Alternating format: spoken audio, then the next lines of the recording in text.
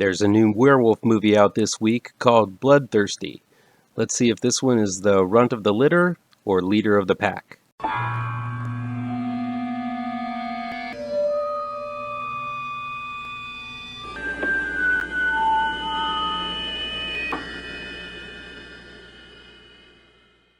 Welcome back to ML Miller Frights, a part of the Kings of Horror Network. I'm ML Miller. While you might be watching this video on the Kings of Horror Network, I urge you to click over to my ML Miller Frights YouTube page and give it a like. Please share with all of your buddies. Click subscribe to this channel, and don't forget to ring that bell for notifications. Bloodthirsty is new in select theaters, on demand, and digital download from Brainstorm Media. It's directed by Amelia Moses and written by Wendy Hill-Tout, with music and lyrics provided by Lowell. Gray, played by Lauren Beatty, is a pop singer who desperately doesn't want to fail at her second album after the huge success of her first. When she catches the eye of an eccentric producer named Vaughn, played by Greg Brick, Gray and her girlfriend Charlie, played by Catherine King-So, are invited to his mansion in the countryside to record her next album. Vaughn sees something special in Gray, encouraging her to stop taking her medication prescribed to her by her doctor, played by Michael Ironside. While this seems to unlock the block Gray has had with her music, the longer she is with Vaughn, it seems she also has unleashed an animal within her. Reminiscent of Denmark's When Animals Dream from 2014 and France's Raw from 2016, Bloodthirsty takes the viewer on a journey of a young woman's discovering of the animal within her. In these three films, the theme is achieving one's full potential, but of course, unleashing that side comes with the price of humanity. Bloodthirsty delves into subjects that often fascinate me, such as writer's block, flow, and loosening untapped ideas that are held back for one reason or another. Having those issues myself from time to time, it's interesting to see how others deal with this dilemma. Though I guess my untapped potential doesn't involve being a werewolf. As far as you know, that is. Lauren Beatty looks like a young Drew Barrymore or Renee Russo. She's got a beautiful yet totally unique look, and I'm sure she'll be a big name soon.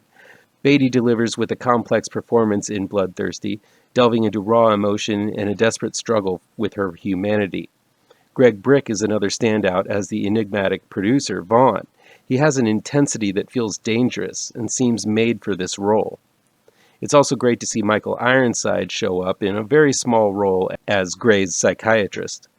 There's a late-in-the-game revelation that I think could have played out in a more natural way through action in the story. It's simply revealed through conversation, which really lacks that oomph.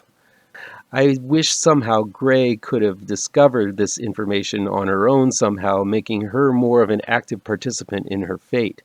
The terms lycanthropy and werewolves are also used late in the film, which for some reason felt out of place. I think using terms like that sort of cheapens the more nuanced transformation that occurs within the film itself. We don't need the characters to say they're werewolves. The movie made us understand what they were without having to explain it to us, so the verbiage really wasn't necessary here. The music, by someone named Lowell, it's also something I wanted to note. It adds to the film's mystique. I like how Gray's lyrics and songs often mimic the soulful howling of wolves. It's a subtle touch, but one I noticed and appreciated. I really did like the subtle werewolf makeup used in Bloodthirsty.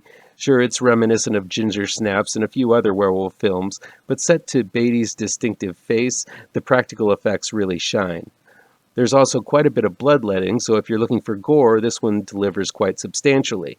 If you're looking for a new werewolf film to sink your teeth into, Bloodthirsty will suffice. It delves into familiar themes, but tells a modern werewolf tale well and has a rock-solid cast. Bloodthirsty definitely seems to have taken a few pages specifically from Raw, right down to its very similar poster, but it still manages to be unique in its own way. That'll be it for today. Please chime in down below in the comments and let me know how on the nose or mind-numbingly wrong I am, or you can counter with your own review. So guys, you know how YouTube works. I'd love to be able to dedicate more time to this channel. I'm not monetized yet, so if you want to help me out, remember to hit all the pertinent bells and whistles down below. Want some spooky comics to read? I have 2 new horror comic book trade paperbacks you should look out for. Both Gravetrancers and Pirouette, collecting never-before-published issues, can be found in only the finest of comic book shops. If you're looking for written reviews, you can find them on my website, mlmillerwrites.com. If you really want to show your support, I also have a Patreon page at mlmiller. Look for the link to my Patreon page down below. Thank you so much for your time, and take care.